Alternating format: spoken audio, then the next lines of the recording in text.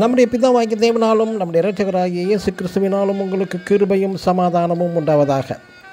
கிறிஸ்து இயேசுவுக்குள் அன்பான சகோதர சகோதரிகளே, இன்று நாம் தியானத்துக்கு எடுத்துக்கொள்ள இருக்கிறதான வேத வசனம் 125 சங்கீதம் 5 வசனம்.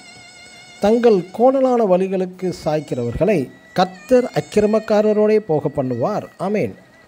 இஸ்ரேல் ஜனங்கள் எகிப்தின் அடிமைத்தனத்திலிருந்து விடுதலை பெற்று மிக அருகில் உள்ள கானான் தேசம் சென்றடைய 15 நாட்கள் போதுமானது.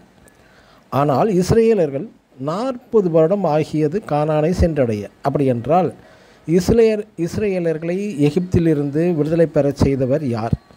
15 நாட்களில் சென்றடைய வேண்டிய கானானை 40 வருடங்கள் பாலைவனத்தில் அலைந்து திரிய வைத்தது யார்? 40 வருட பாலைவன வாழ்க்கை தெரிந்தெடுத்ததும் யார்?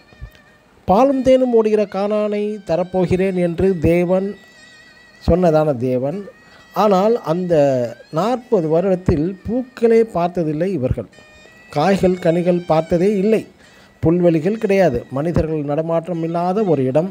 இப்படிப்பட்ட வாழ்க்கையை தேர்ந்தெடுத்து தந்தது தேவனா இஸ்ரேலரா? இப்படிப்பட்டதான வாழ்க்கையை தேர்ந்தெடுத்தது இஸ்ரேலர்களின் முரட்டாட்டம், கீழ்ப்படியாமை, முறுமுறுப்பு தான் காரணம்.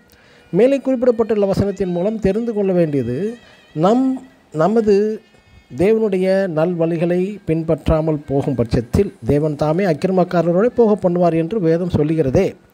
எனக்கு அன்பான தேவனுடைய ஜனமே, நீங்கள் நினைக்கலாம், ஏன் எனது குடும்பத்திற்கு மட்டும் வறண்ட காய்ந்து போன நிலவரம் ஏற்பட்டுள்ளது? ஒரு ஆசீர்வாதமே கிடைக்கவில்லையே, எந்த ஒரு நல்வழிகளும் பிறக்கவில்லையே, எல்லாவற்றிலும் தோல்வி மேல் தோல்வி அடைந்து கொண்டே இருக்கிறதே, சந்தோஷம் சமாதானம் இல்லையே, நான் தவறாமல் வேதம் வாசிக்கிறேன், நான் தவறாமல் ஆலயம் சென்று வருகிறேனே என்று அங்கலாய்க்கும் தேவனுடைய பிள்ளைகளே, ஆம், உங்களிடம் காணப்படும் கோணலான வழிகள் எனப்படும் முரட்டாட்டம், கோபம், முறுமுறுப்பு, பொறாமை, பெருமை, கடினமான இருதயத்தை விட்டு